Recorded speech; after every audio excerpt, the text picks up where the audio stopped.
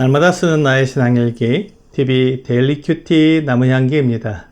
오늘은 출애굽기 23장 20절에서 26절을 묵상하겠습니다.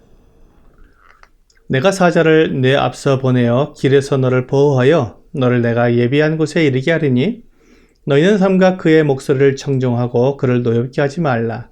그가 너희의 허물을 용서하지 아니할 것은 내 이름이 그에게 있음이니라.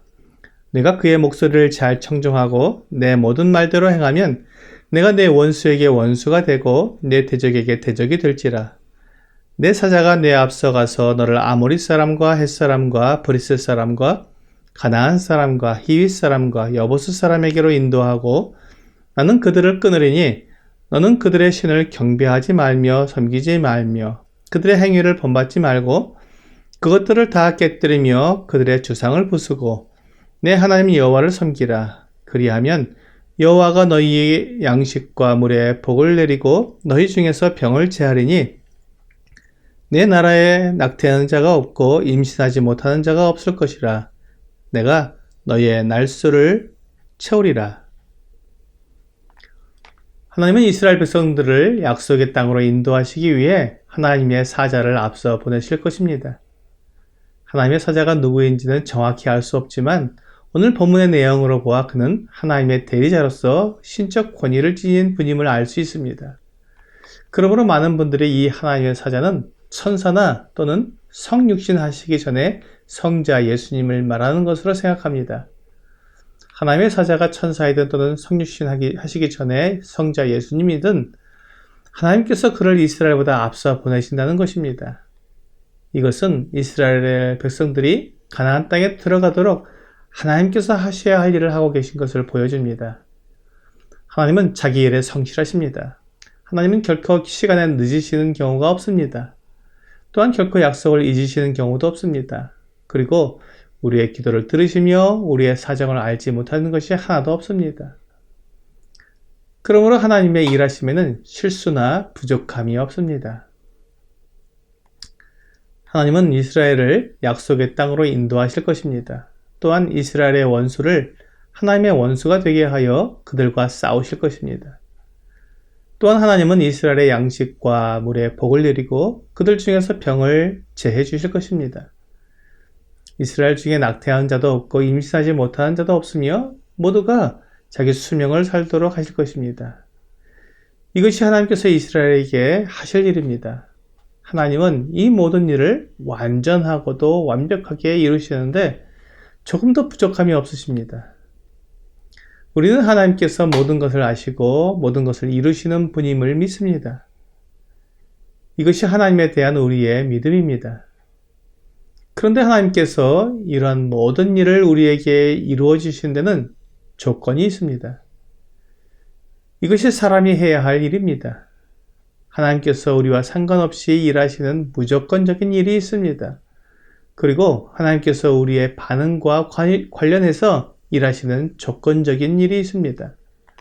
하나님께서 이스라엘 백성들을 애굽에서 이끌어내어 가나안 땅으로 인도하시는 것은 이스라엘이 어떤 상태에 있든지 상관없이 하나님께서 이루셔야 할 일입니다.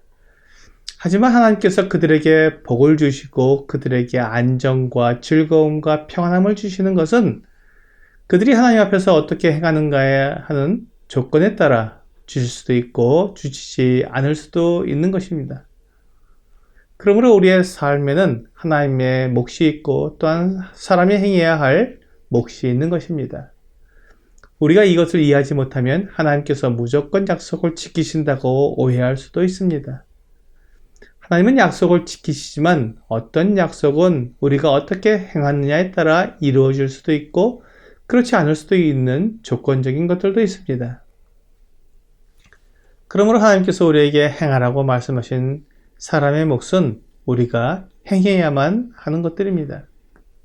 본문 24절과 25절은 너는 그들의 신을 경배하지 말며 섬기지 말며 그들의 행위를 본받지 말고 그것들을 다 깨뜨리며 그들의 주상을 부수고 내 하나님 여호와를 섬기라. 그리하면 여호와가 너희의 양식과 물에 복을 내리시고 너희 중에서 병을 제하리니 라고 말씀하시면서 그리하면이라는 조건에 의한 결과를 말씀하고 있습니다. 이스라엘 백성들이 하나님께서 행하라고 말씀하신 것들을 행하면 하나님도 하나님의 몫을 행하시겠다고 말씀하신 것입니다. 우리는 하나님을 믿는 자로서 경건하고 영적으로 성숙한 삶을 살고 싶어 합니다. 그런데 이렇게 경건하고 성숙한 삶은 그리스도인이 되기만 하면 저절로 이루어지는 모습이 아닙니다. 이러한 삶이 이루어지기 위해서는 우리가 먼저 해야 할 일들이 있습니다. 갈라디아서 5장 16절은 내가 이르노니 너희는 성령을 따라 행하라. 그리하면 육체의 욕심을 이루지 아니하리라 라고 말씀하고 있습니다. 우리 안에 있는 육체의 욕심 때문에 경건한 삶이나 영적으로 성숙한 삶을 살지 못하는 것이 사실입니다.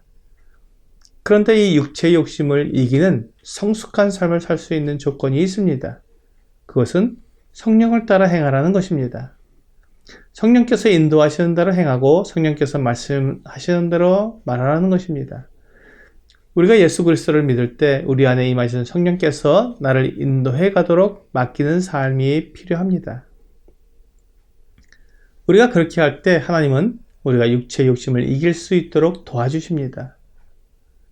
또한 사도행전 2장 38절은 우리가 어떻게 성령을 받을 수 있는지를 말씀해주고 있습니다. 베드로가 이르되 너희가 회개하여 각각 예수 그리스도의 이름으로 세례를 받고 죄사함을 받으라. 그리하면 성령의 선물을 받으리니. 그렇습니다. 우리가 회개하고 예수 그리스도를 믿고 세례를 받으면 성령께서 우리 안에 임하시는 것입니다. 우리가 회개하고 예수 그리스도를 믿을 때 우리의 모든 죄가 용서되기 때문에 성령께서 우리 안에 오실 수 있는 것입니다. 우리가 성령에 충만하여 하나님의 사람으로서 경건하고 성숙한 모습으로 살아가기를 원한다면 아무 일도 하지 않고 가만히 있어서 되는 일이 아닙니다.